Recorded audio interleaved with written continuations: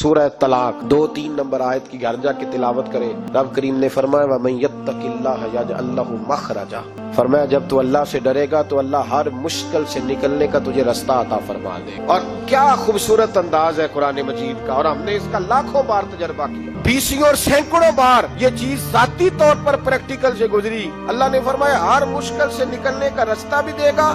وَيَرْزُقْهُ مِنْ حَيْثُ لَا يَحْتَسِبُ، اور اللہ تجھے وہاں سے رزق دے گا کہ تو نے کبھی سوچا بھی نہیں ہو۔ ایک صحابی تھے حضرت عوف بن مالک رضی اللہ تعالیٰ، کہتے میرا بچہ کافروں نے قید کر لیا، گھر میں غربت پہلے بڑی زیادہ تھی، میں دروازہ رسول پہ آیا، حضور اب کیا کروں؟ کہتے ہیں نبی پاک نے فرمایا بھروسہ اللہ کی ذات پہ، توکل اللہ کی ذات پہ کر، اور گھر جا کے تسبیح لے کے میاں بیوی بیٹھ جاؤ اور پڑھو لا حول ولا قوت الا باللہ العلی العظیم، جاؤ پڑھو جا۔ کہتے میں گھر بیٹھا ابھی چند تسبیحاں پڑھی تھی کہ دروازے پہ دستک، دروازہ کھولا تو میرا بیٹا دروازے پہ کھڑا، پلٹ کے دیکھا تو 400 بکریاں بھی لایا تھا۔ میں نے کہا بیٹا یہ کیسے آ گئی؟ کہنے لگے ابا جی مجھے ایک حویلی میں کافروں نے قید کیا ہوا تھا، میں بڑا پریشان تھا، لیکن ابھی تھوڑا دیر پہلے پتہ نہیں کیا ہوا ہے، میں نے یوں ہاتھ ہلایا تو رسیاں کھل گئی، باہر نکلا ہوں تو 2-3 بندوں پہ نیند کا ایسا غلبہ تھا کہ بے ہوش ہو کے گرے ہوئے تھے، 400 بکریاں بھی تھی، میں نے دروازہ کھولا بکریاں میرے ساتھ دوڑنے لگ گئی، تو میں 400 بکری بھی لے آیا ہوں، پلٹ پلٹ کے دیکھتا رہا ہوں پر میلوں کا سفر ہوا وہ آئے ہی نہیں۔ والد کہنے لگے بیٹا چلو پہلے مصطفیٰ کریم سے جا کے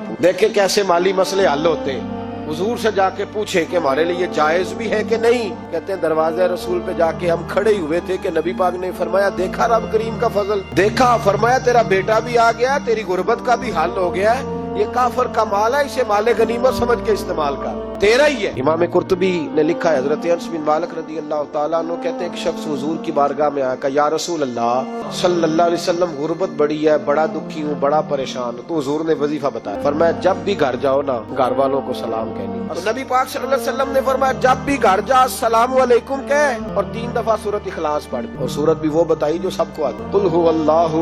احد اللہ الصمد لم یلد ولم یولد ولم یکن لہ کفوا احد، 3 دفعہ یہ پڑھ دے۔ صحابی بڑے سیانے تھے، بڑے مسئلے حل کرتے تھے ہمارے، فٹافٹ بول پڑے وہ صحابی، کہنے لگے حضور میری تو چھوٹی سی فیملی، کئی دفعہ بچے گھر نہیں ہوتے، ننھیال گئے ہوتے ہیں، تو پھر کیا کروں؟ حضور نے فرمایا جب گھر میں کوئی نہ ہو تو اپنے نبی پہ درود و سلام پڑھ دے،